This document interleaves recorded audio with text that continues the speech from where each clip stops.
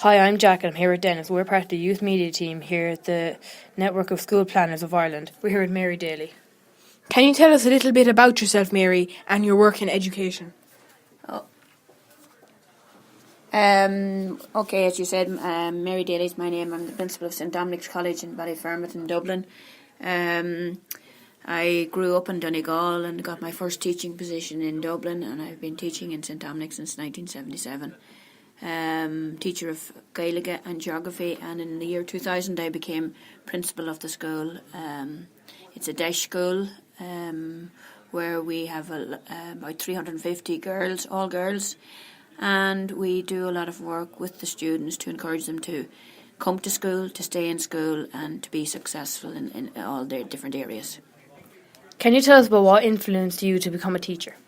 Well, I have to think back to my time in school, which isn't today or yesterday, and in fourth year I had an Irish teacher who really influenced me and made me feel good about myself and developed a great love for the Gaelic, where I went on to study it in UCG in Galway, so that's why I became a teacher.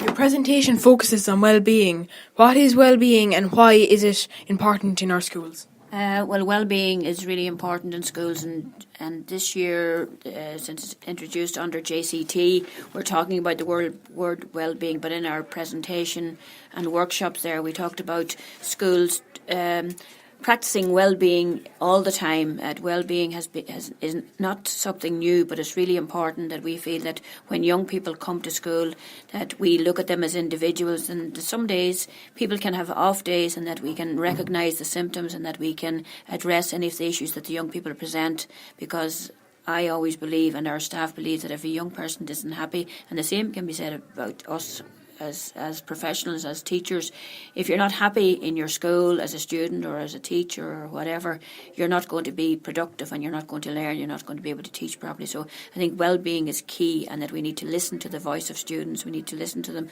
as to how they're feeling and equip them on how to express themselves, and for them to always know that there's help, no matter how minor or how major the problem is, that there's always somebody there for them to talk to. You've done a lot of work around well-being in your school. Can you share some of the ideas that you have to promote well-being? Right. One of the areas that we have introduced over the last 7 years is what we call a Molan Oiga programme. Molan Oiga means encourage youth, and it's a first-year induction programme, because the transition from primary school to post-primary school is crucial in any young person's life, no matter what school you're moving to.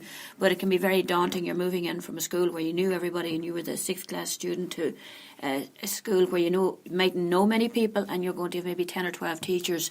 So the Molan Oiga programme starts around the April before they come into the school, where they work with our transition year students and getting to know the school.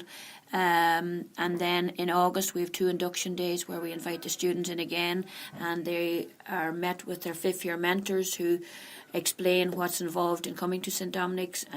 We also bring their parents in, and have a family day for themselves and their parents to get to know who's going to be in their class, because that's the big worry when you go into first year.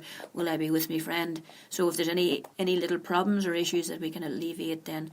And the Molan Oiga programme, when they come in then, that they don't go straight into learning their English, Irish, Maths and Geography, that we take time to go through the rules of the school, go through the use of the journal, what's involved in homework, the different subjects, colour coding their books, how to use their lockers effectively, the different times, how the classes are 40 minutes, and how you maybe have to move from one part of the building, from room 2 to room 24, so that they don't get lost and so on. So I find that initiative is very, very important. We've also developed a sensory room in the school, is when a student may be having a bad day, and she can with an SNA go to that go to that sensory room and reflect on what happened maybe in the classroom, and have a little bit of time out, and sort of maybe reduce the anger or the tension or the conflict that may have escalated worse if she didn't have that time out.